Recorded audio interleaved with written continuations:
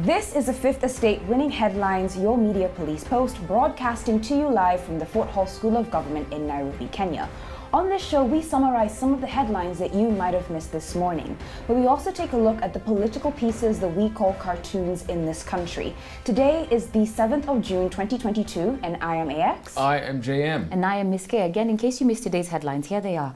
Daily Nation, Ruto, RAILA power sharing headache. The Standard, NIS secrets, Ruto takes on Kibisho. The Star, RAILA pledges to cost 400 billion shillings annually. And finally, People Daily, MPs reject Chebukati poll rules. Welcome, AX and JM, kick us off. Yes, first of all, on the Star, you know, money is there to be spent. Yeah? 400 billion annually. Kwani, what are we supposed to do with it? Put it in the pockets. I know, spend it. I don't know. It's supposed to be spent. It's public expenditure, absolutely. Anyway, today I would like to give a clarification on the Rarua manifesto on mitumba clothing. This has been sensationalized, taken out of context, and totally misunderstood. First, RAILA reminded Kenya that we used to have a large cotton growing industry that was killed by trade liberalization. Cotton is the only available cash crop. Our textile industry was killed through liberalization. He has pledged to restore this. Yes. Cotton growing at its peak would contribute 78 billion shillings to our GDP annually. That is the equivalent to 2.6 of our national budget. It would employ 8.7 million people in Kenya.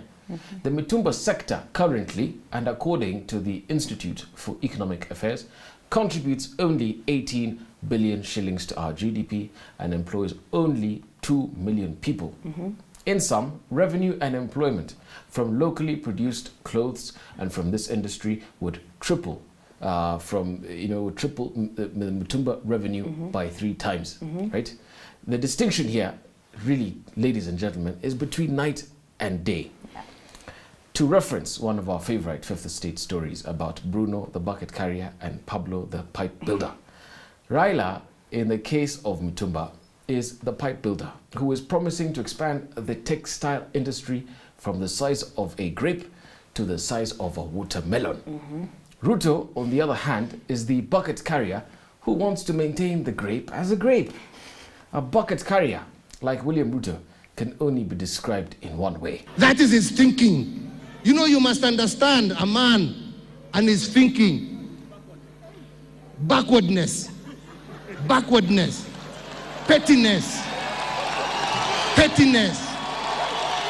Second, Baba said that the traders in the mitumba industry will not be displaced. I'm saying that we are not moving anybody out of business.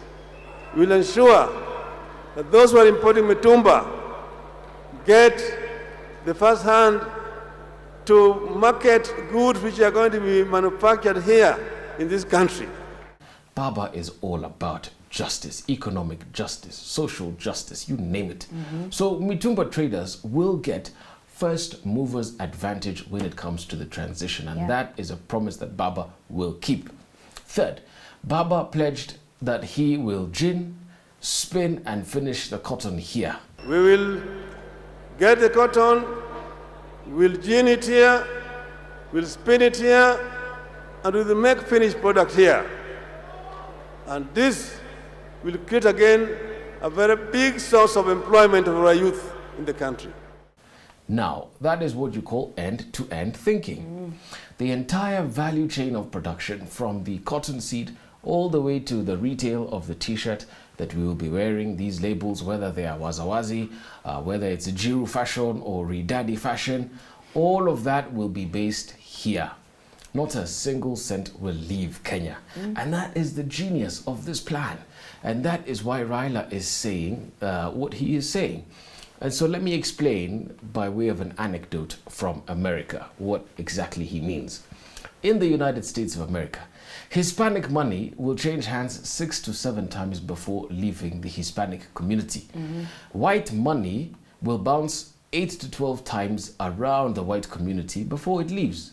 Asian money will circulate 13 to 14 times before it leaves the Asian community. And finally, you've got our Jewish community, right? Jewish money will circulate 18 times before it leaves the Jewish community. Now, the appalling thing, the tragedy is this, yeah? Black money, African American money, does not even bounce once within the African American community. As soon as a black American gets money, they spend it on Hispanic products, Caucasian products, and Asian products and services. That is also a tragic reality here on the African continent, and that is what Baba wants to liberate us from.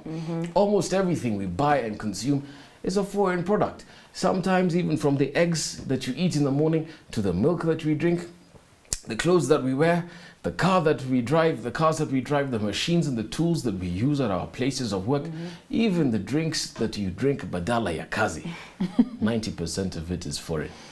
And this is where we go wrong. This is what Raila Odinga wants to reverse. Can it be done? Hell yeah.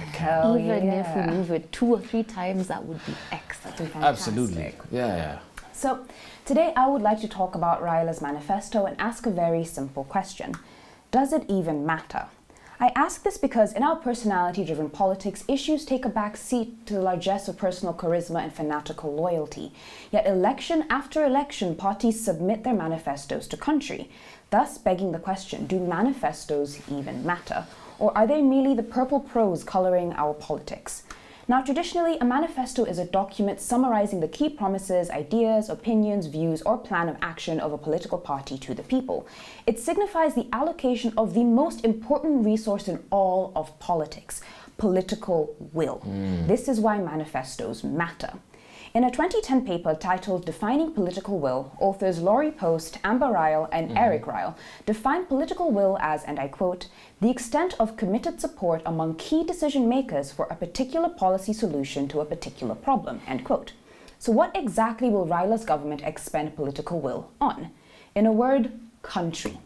The first agenda in the manifesto is devolution, and this is not accidental. It suggests that this is the #1 priority for the Azimio government. And as country, we have already seen the fruits of devolution, quite literally.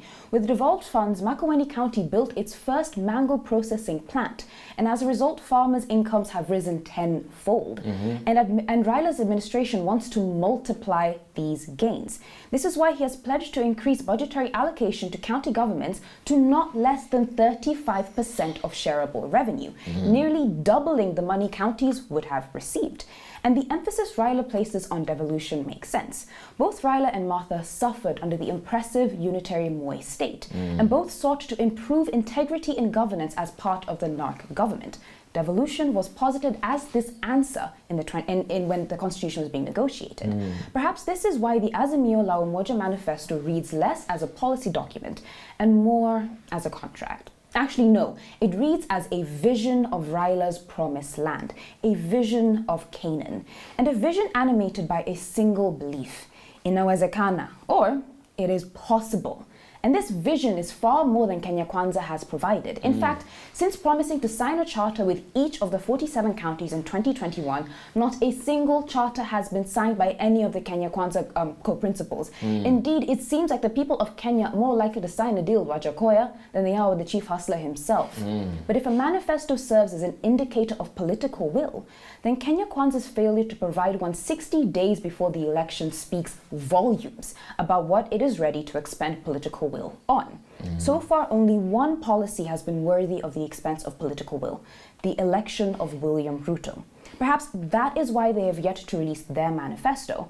Or perhaps their manifesto is William Ruto.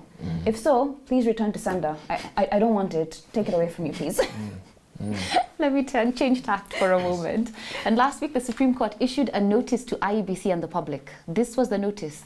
If IEBC has not corrected the 2017 electoral issues, we will nullify the election. Chief Justice Martha Koome said that it was the expectation of the judiciary that IEBC was working to ensure its processes met the demands of the principles of the election system as stipulated in Articles 81 and 86 of the Constitution.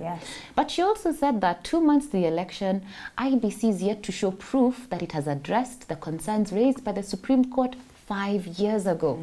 So what are those issues that nullified the election in 2017? The same issues which remain unaddressed and will nullify the election in 2022. I will call these issues the Maraga Cookbook on how to misengineer an election. And according to the Maraga Cookbook of Election Misengineering, there are 2 main ingredients in a nullification: illegalities and irregularities. Bless my Kikuyu teachers. Illegalities like bribery, undue influence and intimidation, and irregularities like the transmission and announcing of results. But to result in a nullification of an election, these illegalities and irregularities must do one of 2 things. 1, violate the principles of the Constitution, or 2, affect the results of the election. We all understand how an illegality like bribery, undue influence and intimidation would work. It is clearly criminal and unlawful to pay, force or threaten an IEBC commissioner, tallying officer or returning officer to do anything. That's right. But allow me to give an example of an irregularity in the transmission and announcing of results. Now, election results are transmitted and declared using forms, and the final result is declared using Form 34B. If that form is unsigned, missing, signed by the wrong person, has a missing security tag or a different security tag, that form is no longer valid. In 2017, of the 290 forms 34B that were used to declare the final results of the election, 56 had no security features. The Supreme Court found that those documents could no longer be considered genuine. In fact, they could be forgeries introduced into the vote tabulation process to change the result. This was one of the reasons why the Supreme Court nullified the 2017 election. Unfortunately, 2 months to the election, IEBC cannot give a 100% assurance that there will be no illegalities and irregularities in the transmission and announcing of results. Why? The election is yet to happen. So IEBC cannot say that all the constituencies will submit the right forms, signed by the right persons, with the right security features, until after those forms are submitted on August 9th. So we would be wise to take the notice of the Supreme Court seriously and prepare ourselves accordingly. That's right. We have a 3-part criteria that we use to judge the elections. The headlines for you. We ask ourselves 2 questions. Is the headline topical or speculative, repetitive or groundbreaking, and thoughtful or just plain lazy? A recap. Daily Nation, Ruto RAILA power sharing headache. Standard, NIS secrets, Ruto takes on Kibisho. Star, RAILA's pledges to cost 400 billion annually, and People Daily, MPs reject Chebukati poll rules. I have some thoughts on the Star. Please share your thoughts.